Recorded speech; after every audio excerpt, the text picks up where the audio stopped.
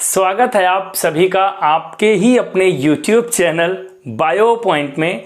Bio point की आज की इस क्लास में हम आप डिस्कस करेंगे difference between anaerobic and aerobic respiration के बीच में। रिस्पायरेशन की बात करें तो इसमें क्या होता है, एनर्जी एलिमिनेट होती है, फूड का ऑक्सीडेशन होता है और फूड के ऑक्सीडेशन से एनर्जी रिलीज होने की जो प्रोसेस है उसको हम लोग रिस्पायरेशन कहते हैं। इसमें दो पार्ट इन्वॉल्व होते हैं, एक पढ़ा है आपने सेलुलर रिस्पायरेशन और दूसरा पढ़ा है ब्रीथिंग। इट मींस ब्रीथिंग की प्रोसेस में हम क्या करते हैं, गैसियस एक्सचेंज करते हैं, ऑक्सीजन लेते हैं, कार्बन डाइऑक्साइड रिलीज करते हैं एंड देन ऑक्सीजन जब ब्लड के द्वारा हमारे सेल में पहुंचती है वहां पे सेलुलर रिस्पायरेशन होता है। सेलुलर रिस्पायरेशन में ग्लाइकोलिसिस की प्रोसेस होगी, क्रेब साइकिल होगी, इलेक्ट्रॉन ट्रांसपोर्ट साइकिल होगी, जिससे एनर्जी का फॉर्मेशन होगा। ये तो बात हुई एरोबिक रिस्पायरेशन की जिसमें ऑक्सीजन का इन्वॉल्वमेंट है, लेकिन एक ऐसा भी रिस्पायरेशन है जिसमें ऑक्सीजन का नहीं होता है इन्वॉल्वमेंट और उसमें भी बनती है एनर्जी। उस रिस्पायरेशन को हम लोग कहते हैं एनाएरोबिक रिस्पायरेशन। आज हम इन्हीं दोनों टॉपिक्स के डिफरेंसेस की बात करेंगे। वीडियो स्टार्ट करने से पहले एक बहुत इंपॉर्टेंट पॉइंट आपसे डिस्कस कर लें कि बोर्ड एग्जाम पास में है, स्मार्ट स्टडी करिए, टाइम मैनेजमेंट करिए और टाइम मैनेजमेंट को लेकर के हमारा अगला वीडियो आने वाला है, इसको जरूर देखिएगा कि परीक्षा के दौरान कैसे करना है टाइम का मैनेजमेंट। 3 घंटे का पेपर है, कैसे करें स्मार्ट टाइम मैनेजमेंट, तो इस टॉपिक पे वीडियो आने वाला है, जरूर देखिएगा। और अगर वीडियो पसंद आए तो लाइक शेयर और सब्सक्राइब जरूर करिएगा। तो चलिए आज का टॉपिक स्टार्ट करते हैं। जैसा कि हमने आपको बताया कि रिस्पायरेशन में एनर्जी का फॉर्मेशन होगा। कैसे एनर्जी का फॉर्मेशन होगा, तो फूड के ऑक्सीडेशन के द्वारा होगा। तो एनाएरोबिक रिस्पायरेशन की बात करें तो यहाँ पे फूड के ऑक्सीडेशन के लिए डज नॉट यूज O2, यहां पे ऑक्सीजन का यूज नहीं होगा एनाएरोबिक रिस्पायरेशन में। एरोबिक रिस्पायरेशन की बात करें तो it uses molecular O2, it means यहां पे ऑक्सीजन का यूज होगा फूड के ऑक्सीडेशन के लिए, ग्लूकोज के ऑक्सीडेशन के लिए, एनर्जी के फॉर्मेशन के लिए। नेक्स्ट डिफरेंस की बात करें तो एनाएरोबिक रिस्पायरेशन में और may not be releases CO2। अब ये दोनों केस आप समझ लीजिए। हमारे मसल्स के केस में जब हम हैवी एक्सरसाइज करते हैं तो वहां पे लैक्टिक एसिड फर्मेंटेशन होता है और लैक्टिक एसिड के साथ CO2 नहीं रिलीज होता है, लेकिन है वो कौन सी प्रोसेस, एनाएरोबिक प्रोसेस है।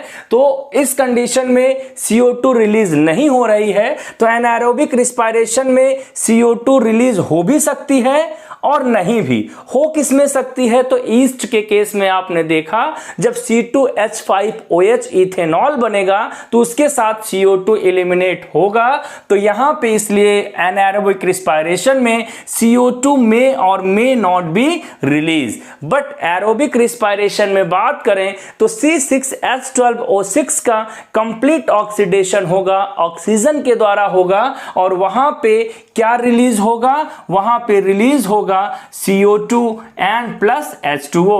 तो ऑब्वियसली बात है कि ऑक्सीजन अगर ऑक्सीडेशन कर रहा है ग्लूकोज के मॉलिक्यूल का तो CO2 का वहां पे रिलीज होना जरूरी है, CO2 रिलीज होगा। यहां पे एनाएरोबिक रिस्पायरेशन की बात करें तो यहां पे H2O प्रोड्यूस नहीं होगा, वाटर का मॉलिक्यूल नहीं बनेगा क्योंकि कंप्लीट ऑक्सीडेशन नहीं हो रहा है एनाएरोबिक रिस्पायरेशन में।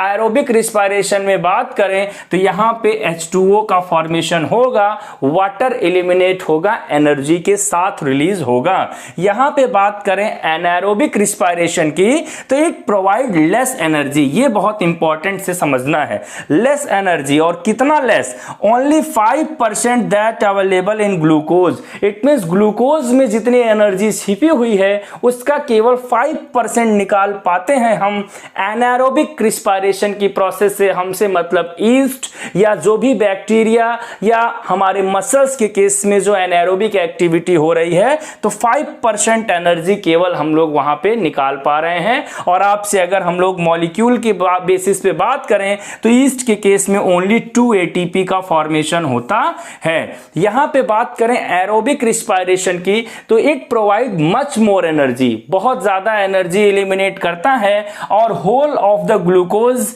में जो अवेलेबल एनर्जी है वो रिलीज कर दी जाती है या करवा ली जाती है। ये ऐसा कहें कि ये ऑक्सीडेशन की प्रोसेस इस तरीके से करवाता है एरोबिक रिस्पायरेशन की प्रोसेस में। तो यहां पे अगर अमाउंट की बात करें तो 38 एटीपी ओवरऑल होता है। इसमें से नेट गेन जो होता है वो 36 एटीपी का होता है। तो कंफ्यूजन आपको ना हो इसलिए दोनों बातें मैंने आपको बता दी। एनारोबिक रिस्पायरेशन जो फर्मेंटेशन की ओवरऑल प्रोसेस है, फर्मेंटेशन क्या है, जो ऑक्सीजन के एब्सेंस में हो और वहां पे एथिल एल्कोहल का फॉर्मेशन हो, इथेनॉल का फॉर्मेशन हो, CO2 का प्रोडक्शन हो, लेस अमाउंट में एनर्जी का प्रोडक्शन हो, तो उसको हम लोग फर्मेंटेशन कहते हैं। तो एनारोबिक रिस्पायरेशन में जो फर्मेंटेशन की प्रोसेस होगी वो 2 स्टेप में मेनली होगी, या एनारोबिक रिस्पायरेशन की प्रोसेस 2 स्टेप में होगी। पहला है ग्लाइकोलिसिस एंड दूसरा है इनकम्प्लीट ब्रेकडाउन ऑफ पायरुवेट। क्योंकि ग्लाइकोलिसिस की प्रोसेस से पायरुविक एसिड के मॉलिक्यूल बनेंगे और कितने बनेंगे, तो 2 मॉलिक्यूल पायरुविक एसिड के बनेंगे। उसका इनकम्प्लीट ब्रेकडाउन होगा। ये ओवरऑल पहली प्रोसेस ग्लाइकोलिसिस को इन्वॉल्व करता है और दूसरी प्रोसेस की बात करें तो इनकम्प्लीट ब्रेकडाउन ऑफ पायरुवेट का मॉलिक्यूल का किया जाता है एनारोबिक रिस्पायरेशन की प्रोसेस में। यहां पे एरोबिक रिस्पायरेशन की बात करें तो ये 5 स्टेप में इन्वॉल्व करता है अपने आप को। पहला है ग्लाइकोलिसिस, क्योंकि यहां पे कंप्लीट ऑक्सीडेशन होगा, ग्लूकोज में कोई भी एनर्जी का मॉलिक्यूल बचा नहीं रह जाएगा। पहला स्टेप ये इन्वॉल्व करता है ग्लाइकोलिसिस को। दूसरा है पायरुवेट ऑक्सीडेशन यहां पे होगा। ग्लाइकोलिसिस साइटोप्लाज्म में होगी। और आप यहां पे एक बात और ध्यान रखिएगा, ग्लाइकोलिसिस की प्रोसेस एनारोबिक में भी हो रही है और एरोबिक में भी हो रही है। तो ये आपसे पूछा जा सकता है, तो दोनों कॉमन प्रोसेस होते हैं, चाहे एरोबिक रिस्पायरेशन हो या एनारोबिक रिस्पायरेशन हो। दूसरा हो गया पायरुवेट का ऑक्सीडेशन होगा, कंप्लीट ऑक्सीडेशन होगा, TCA साइकिल यहां पे चलेगी, ट्राई कार्बोक्सिलिक एसिड साइकिल हम लोग जिसको कहते हैं, क्रेब साइकिल भी इसका नाम है, सिट्रिक एसिड साइकिल भी इसको हम लोग कहते हैं। उसके बाद ये इन्वॉल्व करेगा ETS इलेक्ट्रॉन ट्रांसपोर्ट सिस्टम को, जिसके द्वारा एनर्जी ATP का एलिमिनेशन होगा और वाटर का भी एलिमिनेशन होगा। H2O का मॉलिक्यूल निकलता है इस प्रोसेस से। बात करें लास्ट स्टेप की तो यहां पे होगा कीमियो ऑस्मोटिक ATP सिंथेसिस की प्रोसेस, जिसमें ATP का फॉर्मेशन होगा, ATP सिंथेटेज एंजाइम इन्वॉल्व होगा और ओवरऑल ग्लूकोज को निचोड़ लिया जाएगा। 38 ATP का प्रोडक्शन यहां पे करा लिया जाएगा इन 5 स्टेप को इन्वॉल्व करके एरोबिक रिस्पायरेशन की प्रोसेस में। एनारोबिक रिस्पायरेशन में अगर हम लोग प्रोडक्ट की बात करें तो यहां पे it yield organic product with और without inorganic one. It means यहां पे ऑर्गेनिक के साथ इनऑर्गेनिक भी बन सकता है। बात करें इनऑर्गेनिक की तो यहां पे CO2 हो गया, बात करें ऑर्गेनिक की तो वो इथेनॉल हो गया। क्या हो गया? इथेनॉल, C2H5OH हो गया। मतलब क्या कह रहा है समझिए, it yield organic product with और without. It means organic product के साथ इनऑर्गेनिक प्रोडक्ट एलिमिनेट हो भी सकता है और नहीं भी हो सकता है। जैसे लैक्टिक एसिड फर्मेंटेशन में CO2 का प्रोडक्शन नहीं होगा तो हम लोग कह सकते हैं कि वहां पे केवल ऑर्गेनिक मॉलिक्यूल्स का प्रोडक्शन हो रहा है। एरोबिक रिस्पायरेशन की बात करें तो यहां पे इनऑर्गेनिक एंड प्रोडक्ट होंगे